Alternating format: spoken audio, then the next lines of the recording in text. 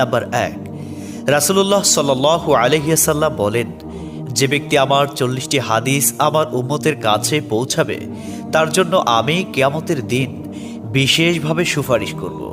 সুবহানাল্লাহ। নাম্বার 2, মানুষের মধ্যে যারা মৃত্যুকে বেশি করে স্মরণ করে এবং তার জন্য প্রস্তুতি নেয় তারাই সবচেয়ে বুদ্ধিমান।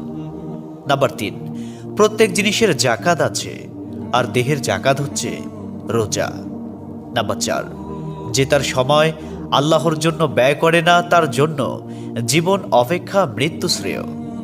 নাম্বার 5, যারা সব সময় ইস্তিগফার তথা ক্ষমা প্রার্থনা করে তাদের সাথে উঠা বসা করুন, কেননা তাদের হৃদয় সবচেয়ে কোমল হয়।